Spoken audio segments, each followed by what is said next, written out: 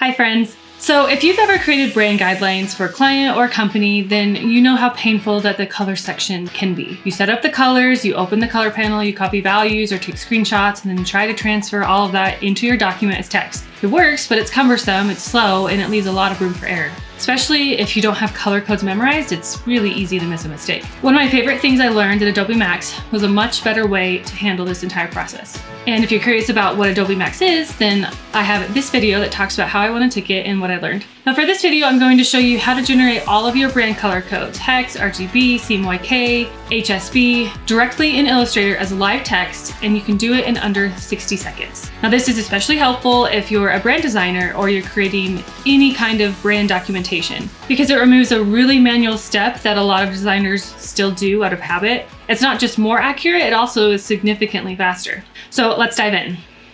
Okay, so if you come with me over into Illustrator, so I have this color palette that, just this pretty color palette right here that I found on Coolors.com, which I will talk about a little bit later. All right, so here I already have my swatches, and normally when you are creating brand guidelines, what a lot of us designers have had to do in the past have been, okay, so we're gonna come here, we're gonna either copy this code, or really, I want all of these, so I'm just going to take a screenshot. And then I'm gonna do that with here, blah, blah, blah. And then I have all these screenshots, and then I can pull those screenshots in, but then I have to be like, okay, so this color was the 7-2, you know, like it's so tedious. However, this new trick will blow your mind. So I already have these color swatches in my swatch panel, but I'm going to delete those just so I can show you how I did it. So I'm selecting all of these color swatches, and then I'm going to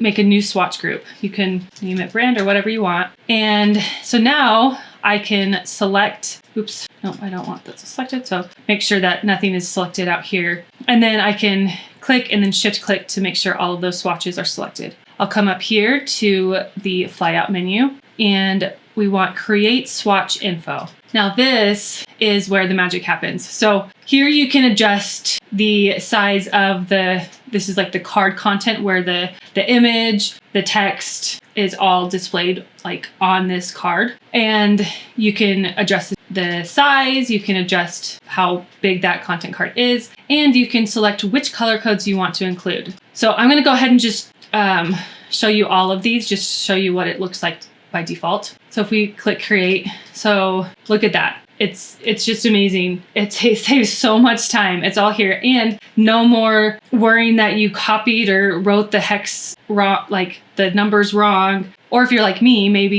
you forgot to go back and add the color swatch codes, and then your client comes back to you and says, these aren't working. If you look up here in the options menu, there's the swatches info. So this is still editable. If I click on card content, so I can still change the size of the text color. I can remove some of these codes if I don't want them. So if I don't want HSB, I'll remove that. Color name is, I think I'm in CMYK for this document, and so that's why that's the color name that's showing up for that. But and then ink type, I probably don't need that. And then the background is just, right now, I mean, there's no color, but you could add a background color, and then there's that gutter in between the background, or you can just not have a background at all. So if I come back to the card content and I show the card background, you can come up and start adding some effects this way. So if I maybe wanted to add a drop shadow, it will add a drop shadow to each card background.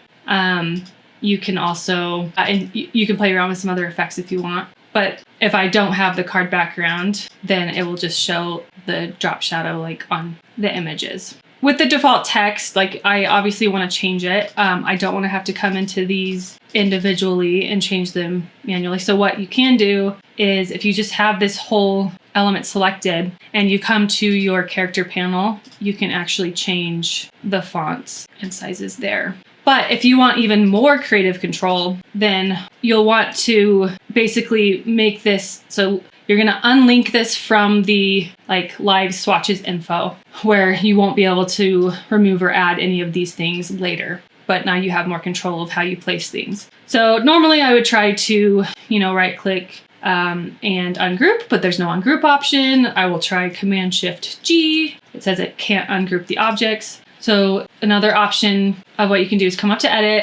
Object, go to Expand, and then that's fine. Those are selected. I'm going to press OK. And then I'm going to ungroup. So you can either do the Command-Shift-G to shortcut, or up here, there's many places, it's even over here. But I'm going to do that a couple times because there's like multiple groups within a group.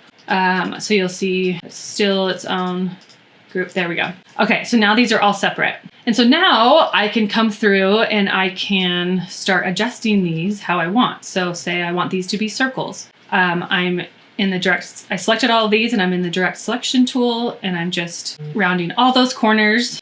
And I just did that by, if you select all of them and then press A to get to the direct selection tool, then you'll see the corners to where you can bring them and make them all circles. And then I can now adjust. I can still adjust these. Maybe I want this to be, let's just say Montserrat, but I don't want bold. And then I want it to be centered. And so now I have it's starting to look a little better. That's not perfect. But now I can pull these over into my brand guideline document. So what I could do is, I'm actually going to take all of this slightly smaller and I'll just bring these here. Now I can start to adjust things a little bit better. So I actually want these to be groups. I should have done this before. And then that way I can have these align better, make sure. And then maybe I want to add some more, maybe like a line element. And then I can even come through and maybe I don't want, this is when I can start, editing things. Maybe I don't want that much spacing in between. I know some people like to do it this way where it's RGB and CMYK.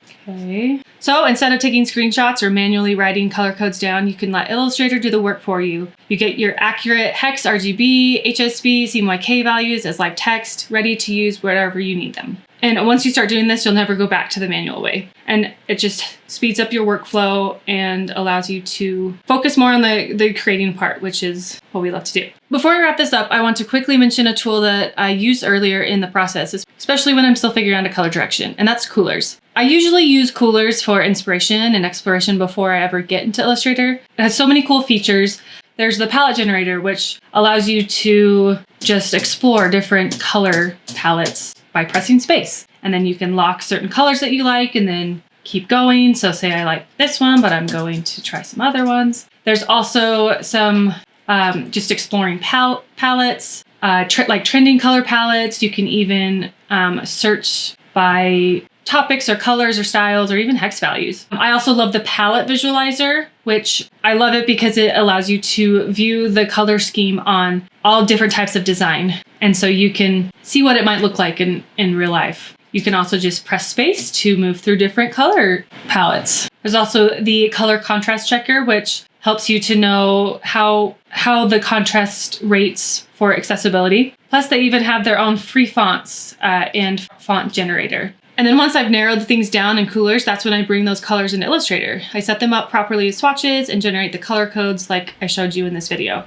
There's also an Adobe extension that you can download, and it allows you to sign in and then pull in your library of palettes that you have saved. You can also explore different topics, trending or styles or by color. You can even generate random color palettes just with it here in Adobe. So it's a great tool. I really love using it when I need that color inspiration. And it's just a fun brand. Like if you go to their website, it's really fun to play with. And so if you want to check it out, I'll link Coolors below. That link is an affiliate link, but it's a tool that I genuinely use and recommend. Now, if you want more Illustrator tips that actually save time and improve your workflow, make sure you're subscribed. Thanks, friend. I'll see you in the next video.